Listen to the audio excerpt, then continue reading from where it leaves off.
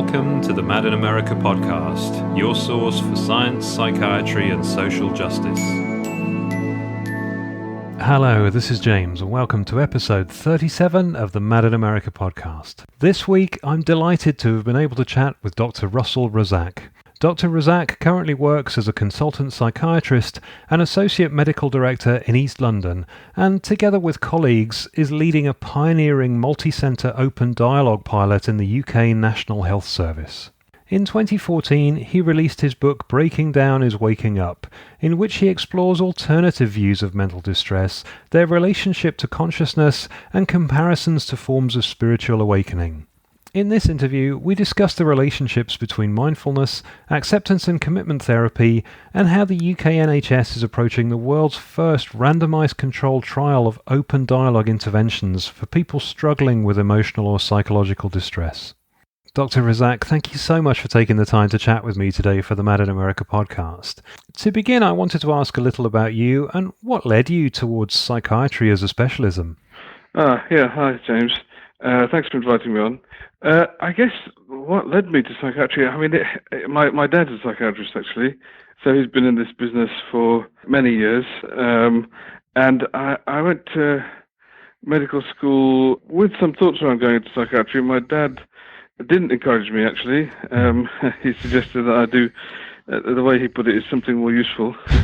And so he's always had a bit of I suppose, should we say, unconventional take to his own job and profession. He came from Bangladesh on a scholarship to come to the UK and become a psychiatrist. But he's always looked at it from a little bit of an outsider's perspective. And so when I qualified, I found that sort of psychology and mental health were the things that interested me most in medical school. So I qualified and trained up in the standard way.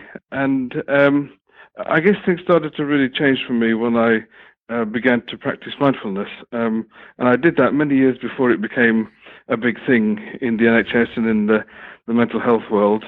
So we're talking about nearly 20 years ago now, where I started to go to mindfulness retreats and have my own regular practice. And then I started to teach it a number of years after that. And there just felt a real incongruence, a bit of a divergence between the kind of overarching kind of philosophy in psychiatry and mental health generally, which is very much about trying to help people remove their pain and reflexively do whatever you can, often involving medication, to take people out of it, when in my own personal development I was learning to sit with it and learning about the value of it. And so I started to believe that there's something that we were doing that needed to change in a quite a fundamental way. And so I started to look around and discovered open dialogue really as one way that was very much about being present with people's distress rather than doing something to reflexively remove it. And at the time it was just knowing something, that there was a different way of doing things without having any idea how to make it happen. And I spent many years kind of quite I wouldn't say distraught, but sort of I guess in some angst that there is a good way to do this, and yet we're not doing it. So just sitting with that for a number of years, really. Thank you. And we'll come on to talk a little about mindfulness and open dialogue. But first, in reading your book, Breaking Down is Waking Up, you write about some of the novel therapeutic approaches that interested you, and in particular, acceptance and commitment therapy, I believe originally pioneered by Professor Stephen Hayes. Could you help me understand a little more about ACT and how it can be used to help someone who might be struggling?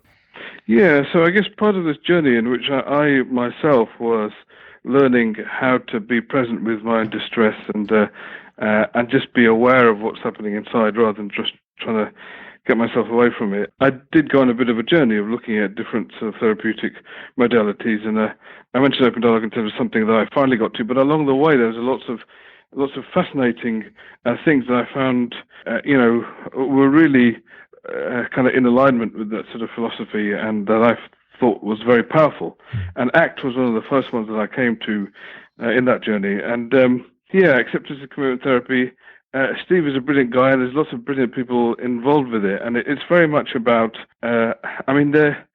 they're very clever, these Americans. Their use of the English language is brilliant, and he's kind of used metaphors. They've used a number of metaphors to help you to basically kind of be mindful with the difficult experiences you might be having.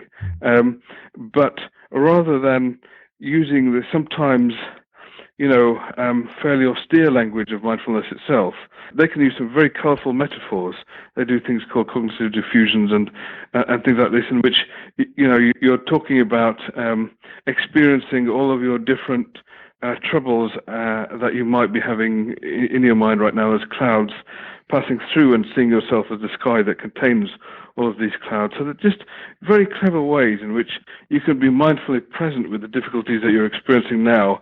And they came up with a series of novel sort of techniques, if you like, that they use in the therapeutic process to help people to really not avoid, but just be open to what they're experiencing as much as possible. And that they kind of define something called experiential avoidance, which is, not having the bad experience, but actually trying to avoid the bad experience, which paradoxically in the mental world, in the emotional world, exacerbates it.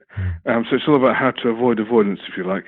So it's very clever. They use beautiful language as a therapeutic technique in therapy itself. I think that it has a great deal of merit, and it also talks very much about, while being present with all of these different colours and dimensions of yourself, really being true to what your values are. So starting to find ways to progress towards what you really want and what's really important to you in your life. So there's some wonderful things about ACT, and I spent many years attending conferences and workshops, learning about it, utilising it. I still do utilise aspects of it. The beautiful thing about ACT is that it's very open in terms of you can use it whatever way you want. Whatever way works and helps for your practice, then use that. So it's immensely valuable, and there are going to their conferences is more like a sort of rock concert type of experience, because they have some extremely excited clinicians who are really raving about what they're doing, which is a good thing to see. I mean, that kind of enthusiasm should not be discouraged in professional circles, because it's good to be excited about what we're doing. And what they taught me very much was how working in this way that's connected to deeper wisdoms really is something that people really can get excited about. And I've seen that now in a number of different circles. Absolutely. And you also talk about being involved in open dialogue, and you mentioned it in your introduction there.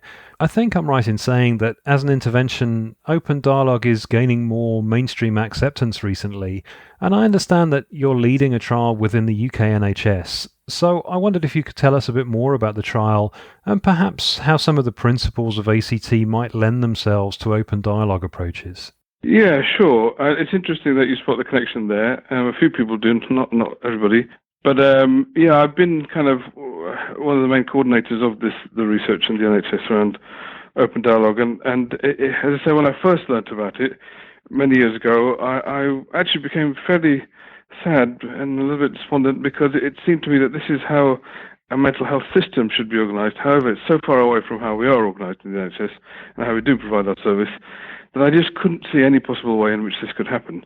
So I sat with a long period of time with this real kind of disillusionment that there is a way actually of doing this right. And the reason why I thought there was a way of doing it right is because it takes off where ACT stops. And I've said this to Steve, so I've had lots of dialogues with Stephen Hayes, this guy I have a lot of respect for, and spent some time with in the past, and I did say this to Stephen. You see, to really change the system, it's important to have a system-wide approach and not just an intervention or a technique that you can use, because the truth is that if the system is going in one direction, then you can put in techniques into that stream, but it won't change the stream, the direction of the stream. So open dialogue felt like a whole system-wide approach to this kind of philosophy. And what I mean by this kind of philosophy is generally one in which we aren't going in there as professionals to make an intervention to help you get out of what you're experiencing right now.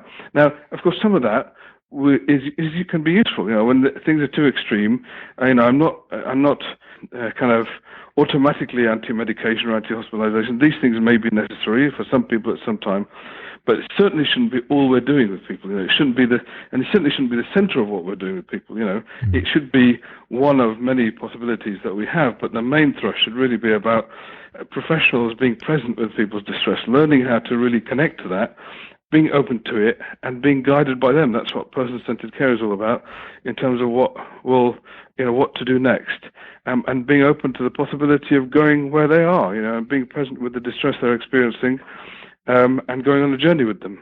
And, us all knowing that there is something quite healing in being present with that. Now, that's what both ACT and Open Dialogue are about. But Open Dialogue, as I say, does it in a systemic way. So it talks about how the whole system needs to be organized to deliver that. So, for example, one of the core principles involves continuity of care. So the same professionals who are involved in those meetings at crisis can then stay involved through the whole care pathway. Now, that's very different to what we have in the UK and most countries, where people will go from team to team, professional to professional. Well, if we're saying that relationships are fundamental to care, then how have we created a system that's like a conveyor belt, where you're going from one, kind of section to another, and wholly different personnel involved? So you have to change the way that the system works in order to encourage relationships to form. Secondly, you have to work with the social network rather than just the individual, because the experience is being had by many people, and so it's important for the professionals to be able to sit with them. You have to train staff to work systemically, to work mindfully, and that mindful aspect is something I've very much brought into Open Dialogue. I've written papers about it, and I'm running a training in Open Dialogue for the NHS that has a significant mindfulness component.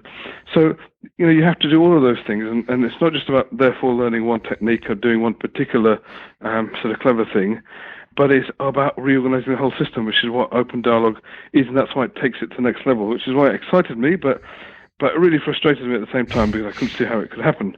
Then, in about 2015, I got into a position of management in the NHS, so I became an associate medical director in my trust, and realised by sort of sitting on trust boards and things like this, that actually the system itself is broken. The whole system itself, it's not just about it failing in patient care, it's actually also about financially and organisationally, it doesn't work either.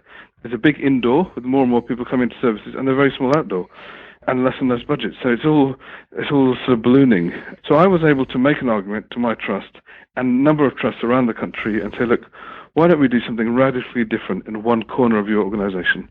Just one small strip that might treat, a few hundred people, and let's see if that has the kind of outcomes that they've shown in Finland, and let's see if we can do a proper trial around this.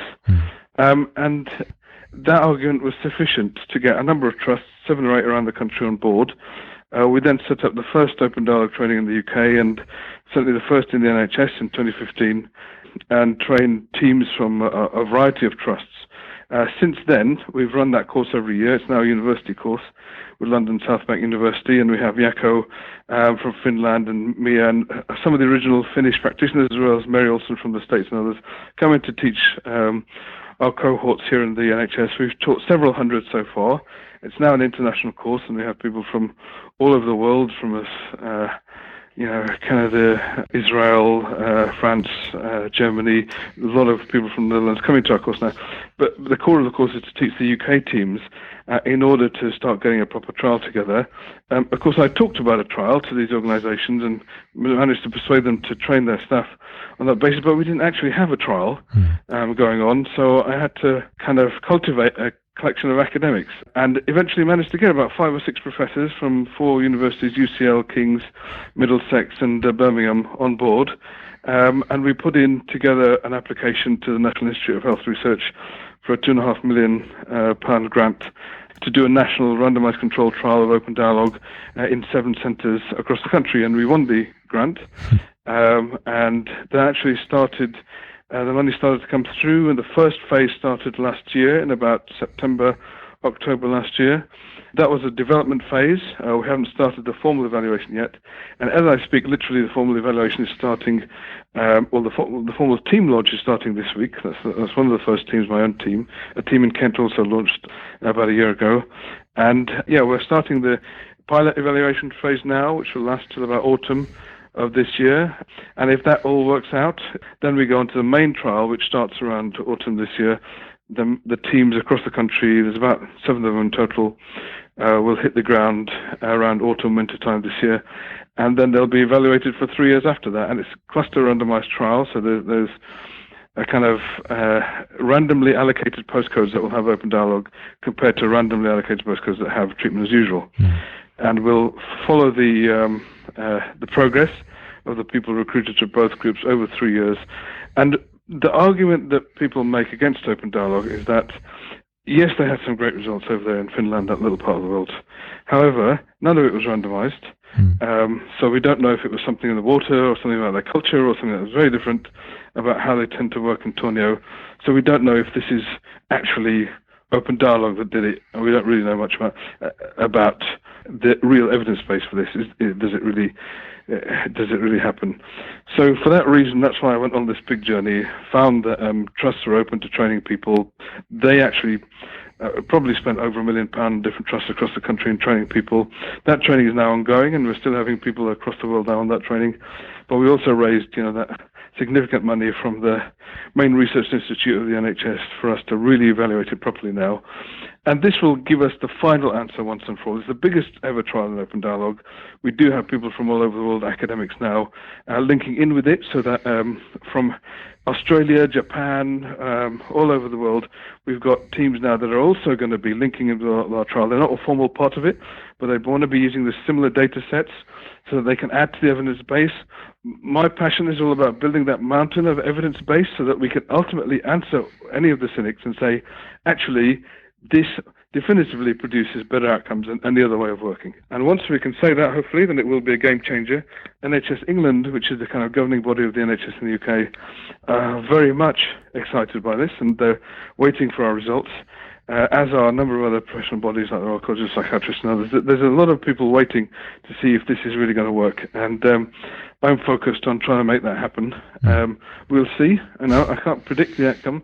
But if we get even a fraction of the outcomes they had in Tornio, then I think it is a game changer in how mental health services organised. Excellent. Well, I'm thrilled to hear that open dialogue is being accepted in mainstream settings and trialled in a way where we can compare its results to standard approaches like CBT or medication.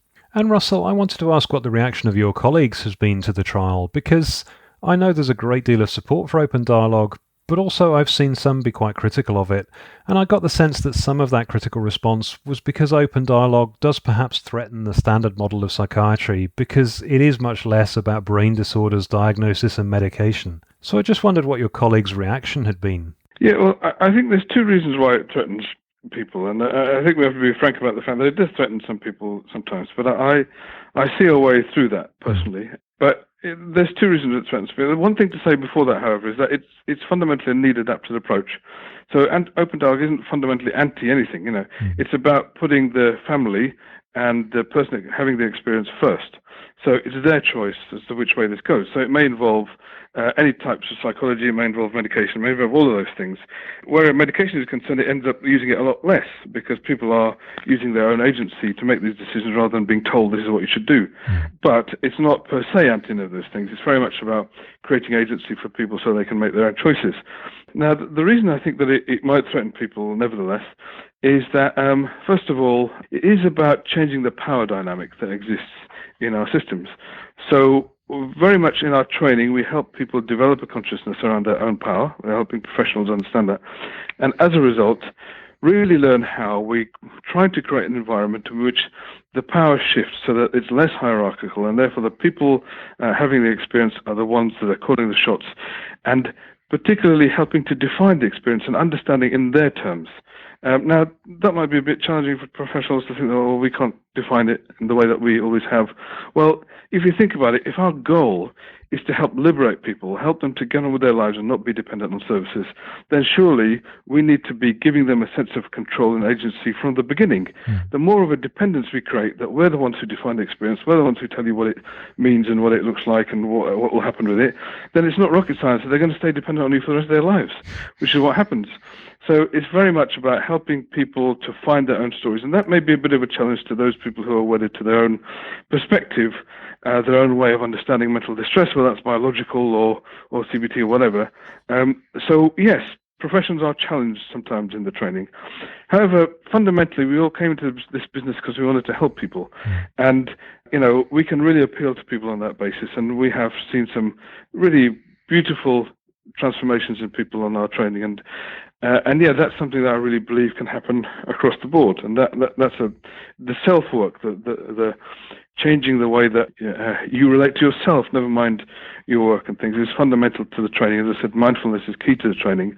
So we can be present with all of our urges, all of our desires to define something, to step in with an answer and be present with them without reacting to them, and try to create space where the family can start to, or the friends and the person themselves can try and find a way to understand what's really happening here in their own language, in their own sort of story, fitting in with their own context.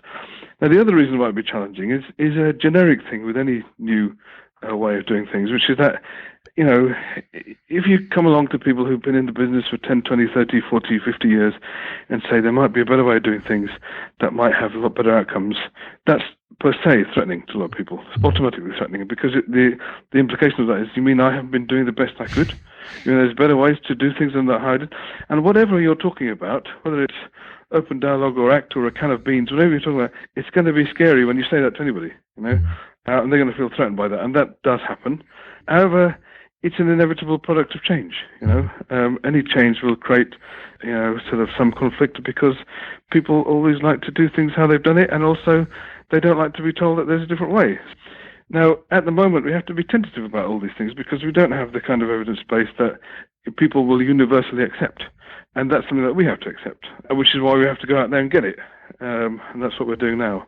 But yeah, it does create some of these resistances. However, that has not been my general experience. I mean, yes, on the individual level in the training, people have a journey to go through, which is a beautiful journey, because at the end of it, almost universally, you'll see people who are so wedded to this way of working that it's changed their lives. I mean, almost everybody who we train talk about how this changed their lives. And I think you have to change the clinicians' lives first before you can start to change our service users' lives. So it's a big journey that people go on. It's beautiful to watch that. And yeah, but apart from on that individual level, on the wider level, I do see a genuine openness that there are tiny pockets of resistance, but fundamentally, frontline clinicians are not all that wedded, actually, to a particular model. They're just doing what they've been told to do. They're working the way that they were trained to work. A fish in water doesn't know what it looks like outside water. And so somebody in the current mainstream system doesn't know what the different system looks like, because they've never been in one. So we don't really have that kind of resistance from most people. There's a few people, but there's not many ideologues out there in reality, They may be following a particular ideology without knowing they are, That's because it's the air they breathe right now. So I haven't found change all that difficult, and I do have a huge amount of hope in the possibilities of the future. It's really about creating that new atmosphere that people can walk into, and as soon as they do, pretty much universally, they all say, this is it, this is where we need to stay. And that's what's happening on a very large basis right now. Well, it's so heartening to hear that people are engaging with it so much.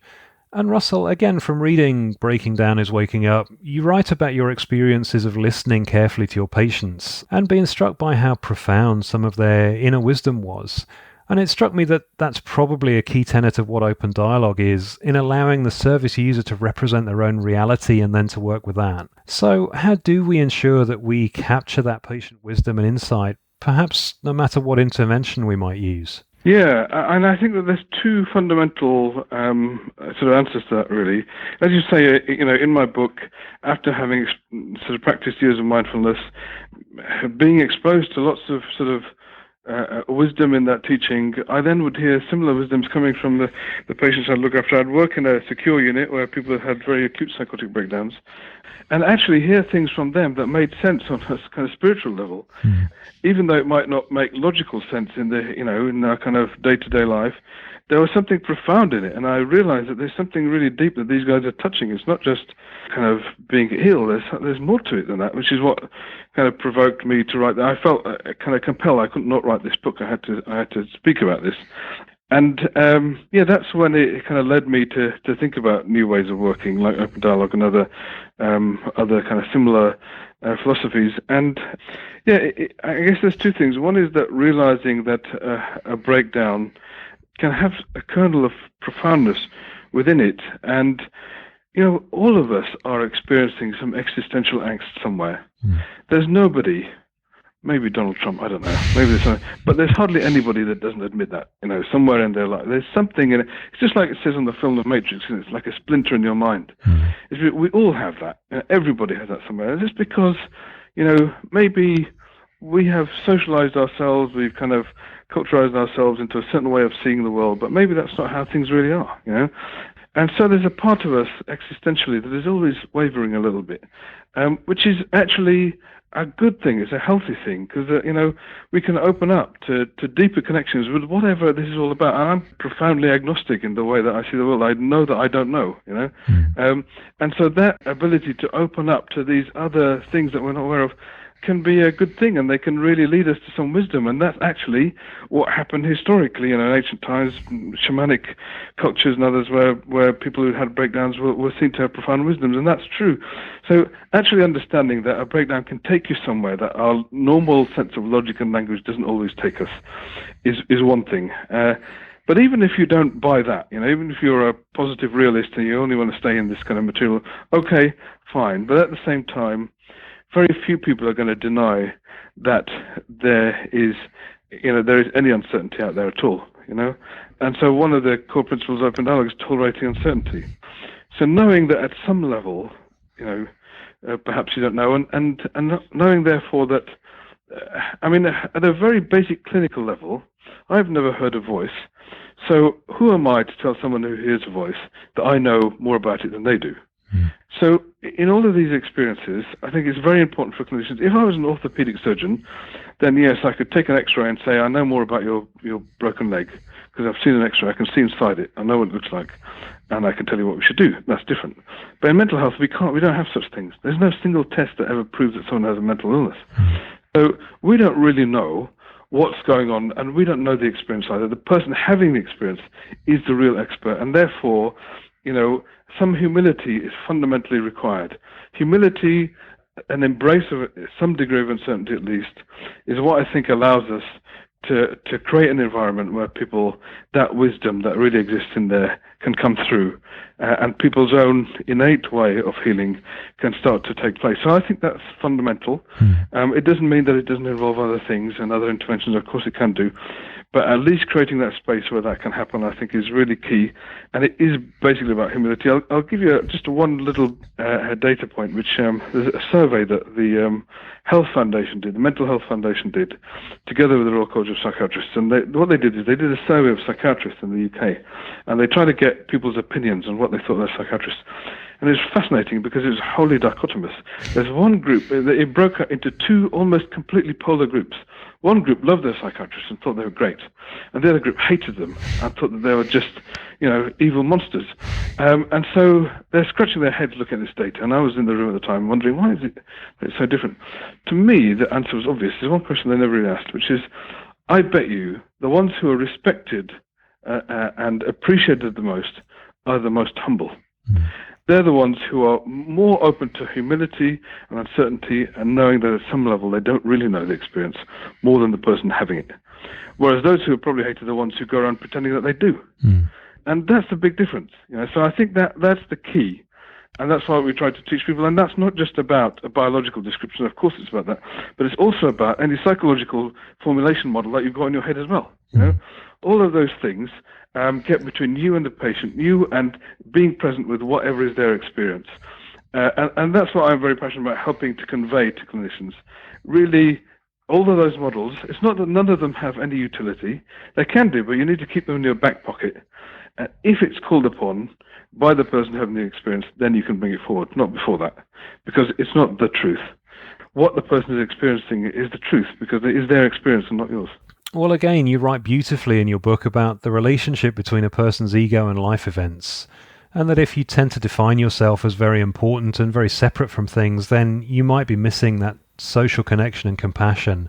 And I wondered if that equally applied to psychiatrists, and the ones that engage with their patients and understand them are the ones who are thought best of, and the ones that are perhaps a bit more egotistical and remote don't get such good outcomes. Yeah, sure. I mean, I think, we're all, particularly as doctors, we have a bit of a experience of respect that comes from society.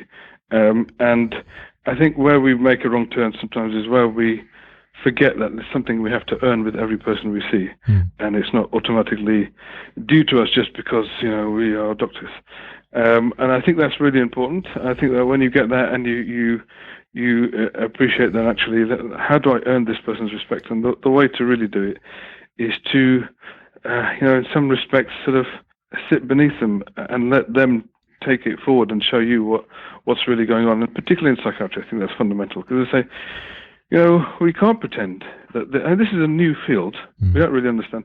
And also, nobody really understands consciousness. Some basic stuff, very hard to describe. You need to, our training doesn't go into these wider things, but I think that it's very important to understand. And as I said, what encourages me, however, is the fact that I almost haven't come across colleagues, and I've trained hundreds now in mindfulness and open dialogue. Before I was training open dialogue, I used to teach psychiatrists mindfulness. So I used to run mindfulness retreats. I still do run mindfulness retreats for psychiatrists, bringing them into the whole realm of mindfulness. And it's just wonderful to see how they start to open up and.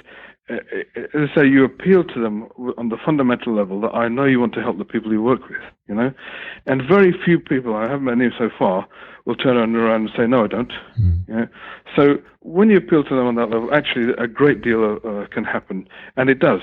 And now I am surrounded by dozens of colleagues, many dozens of colleagues who are working in exactly that way, and it's just so inspiring to see. Doctors, nurses, all professional backgrounds. And it's just, it's just being part of this transformative process.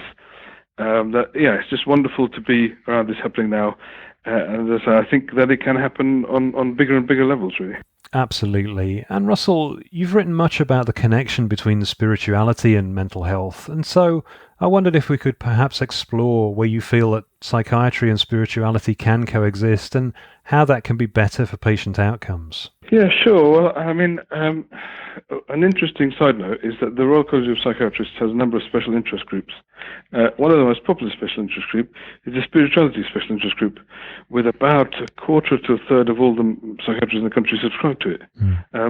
So there is a kind of resonance with this kind of thing with a lot of professionals too. However, the most important statistic is the fact that something like 84% of people who've had a severe mental health episode in their lives describe themselves as very spiritual. And that's something like 10 times more than the rest of the general public. Why is that? There's something happening here that leads to you having these experiences that then connects you to something. There's some sort of connection. And I guess that one of the reasons for writing the book is to help people understand, help professionals particularly to understand that actually there's a spiritual way of looking at these things that can have more meaning to people than traditional descriptions. Now, that doesn't validate or invalidate anything. It's of course different for each individual, but there is something fundamental, a kind of connection that people feel when they have this, and it's important for us not to just dismiss that and say that it doesn't exist. So I think that spirituality is fundamental if we're working in the world of mental health, and if you just pathologize it all or sort of demarcate it as at best not relevant or at worst bad for you, is not helpful. So I think that it's pretty much impossible to practice psychiatry without some reverence, at least, for the spiritual, and that can mean anything. As I say, I'm fundamentally personally agnostic, but people can have their own ways of understanding the world, and it's very important to respect that. And so it's important to have some respect for spiritual understandings, and that way you're getting alongside the people you're working with. At the same time, of course, these experiences can be horrific for people. They can be very, very frightening. And so we can't pretend that there's no need for support at these times. There can be need for support at these times. But of course, the support must be tailored to the individual, and it must be led by what their fundamental needs are, rather than trying to put people into a template. So that's why I think that kind of mental health services there's a role for them. I'm not anti-psychiatry saying that there's no role for this. However, if you see that role within a wider context in terms of people undergoing something that can be of meaning to them, not just a pathological experience, something that could be of meaning to them, be open to that.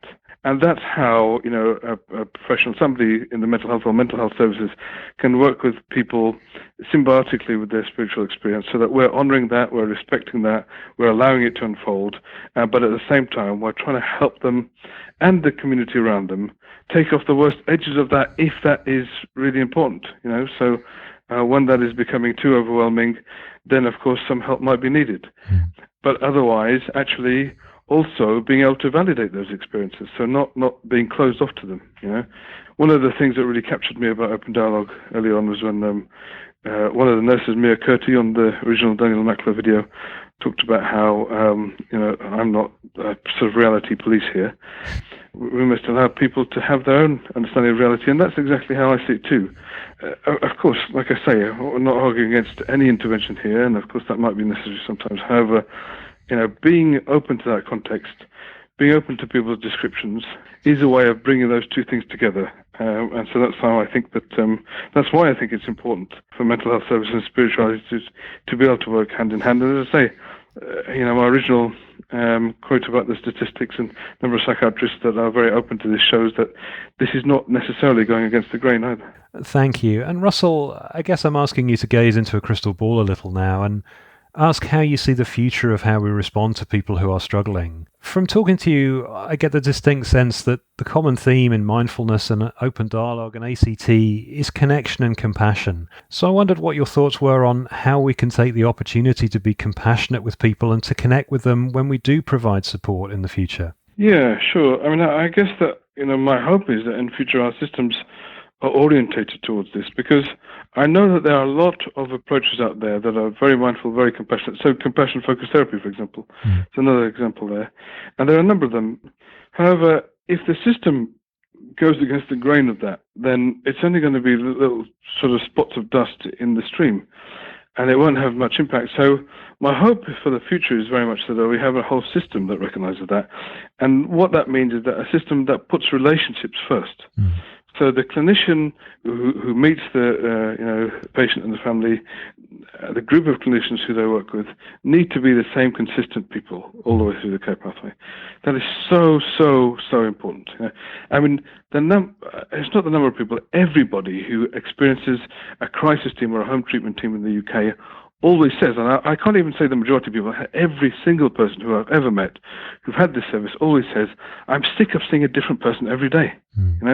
So how could we possibly have a system where a relational system where relating to people's experience is possible when you're seeing a different person every day? So the first thing is the system needs to be one in which relationships are seen as key, where those group of clinicians you work with are the ones you stay with.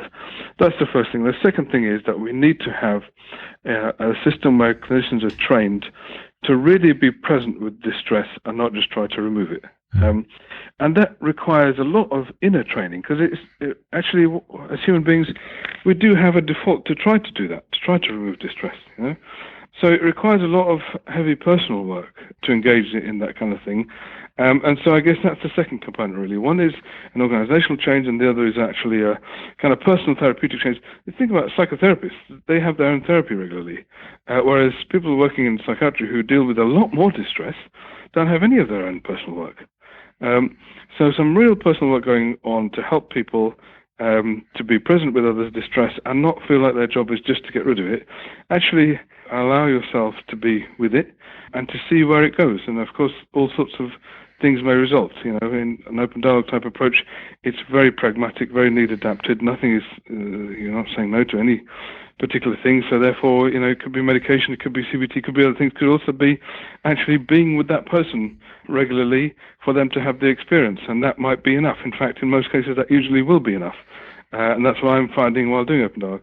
However, a system that teaches clinicians to do that. And as I say, it's not an impossible task by any means. It's actually a task that we found to be very possible. So myself, Mark Hoffman-Beck, Val Jackson, Kathy Thorley, we're running this open dialogue course in the UK and training clinicians this way. And we're just so in awe of the people that we've trained and seeing how they're taking to it like ducks to water. After a bit of a kind of a challenging period through the training, we're personally challenging ourselves to go that extra mile in that inward journey.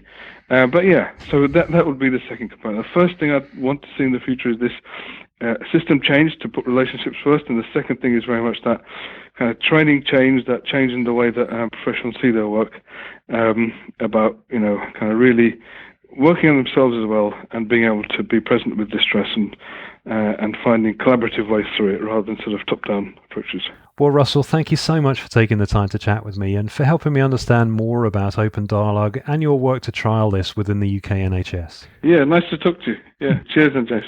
So I just want to thank Dr. Razzaque and to say that if you'd like to hear more from him, he'll be appearing at the Compassionate Mental Health event being held on April 25th and 26th in South Wales in the UK. And for more information, you can visit the website compassionatementalhealth.co.uk. So thank you for listening, and until next time, take care. Thank you for listening to the Mad in America podcast. Visit madinamerica.com for more news, views and updates.